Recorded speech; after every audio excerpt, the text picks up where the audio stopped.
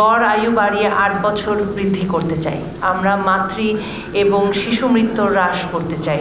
আমরা সামনের দিকে যখন তাকাচ্ছি তখন আমাদের কিন্তু 2041-এর যে স্মার্ট বাংলাদেশের ভিশন আছে সেখানে আমরা চিন্তা করছি যে কিছু লক্ষ্যমাত্রা আমরা স্থির করেছি, যেখানে গড় আয়ু বাড়িয়ে 8 বছর বৃদ্ধি করতে চাই। আমরা মাতৃ এবং শিশু মৃত্যু হ্রাস করতে চাই। আমরা স্বাস্থ্য বিমার কভারেজ 75% কাছে পৌঁছে দিতে চাই। কিন্তু এখানে যদি আমরা নারীদেরকে নিয়ে না আসি, আমরা যদি ইনক্লুসিভলি গ্রো না করি তাহলে হবে না।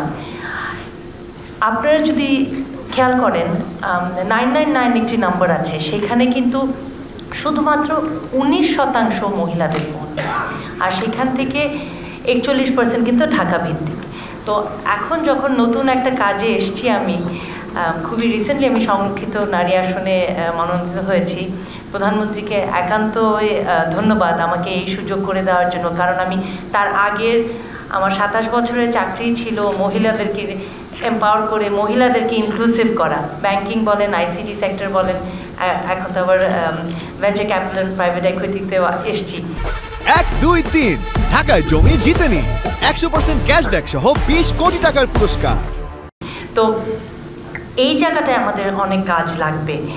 আর যতই প্রশংসনীয় সব উদ্যোগগুলো হয় না কেন, আমাদের ফোকাস করতে হবে সেসব আইসিটি কোম্পানিগুলোতে যেখানে আমরা মহিলাদেরকে একটু এগিয়ে নিয়ে যেতে পারবো, মহিলাদের অংশগ্রহণটাকে আমরা নিশ্চিত করতে পারবো।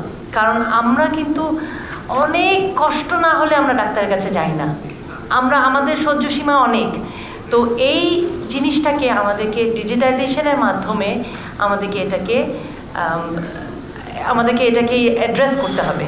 কারণ একজন মহিলা যিনি ডাক্তারের কাছে যাবেন না চিন্তা করছেন, কিন্তু তার হাতে যদি একটা অ্যাপ থাকে যেখানে তিনি সহজে একটা অ্যাপয়েন্টমেন্ট করতে পারছেন, কিংবা তিনি তার প্রশ্নের উত্তরগুলো পেয়ে যাচ্ছেন, তখন কিন্তু সব কিছু অনেক সহজ হয়ে যাবে। তো হেলথ সেক্টরে ডিজিটাইজেশন করে কিন্তু আমাদের স্মার্ট হেলথ এবং স্মার্ট গভর্নমেন্টের সুযোগ সৃষ্টি করার জায়গা আছে, এবং এখানে ভেঞ্চার ক্যাপিটাল এবং প্রাইভেট ইকুইটির সুন্দর সুযোগ আছে, যেখানে আমরা স্টার্ট আপগুলোকে এই কাজে নিয়োজিত করতে পারবো। ধন্যবাদ।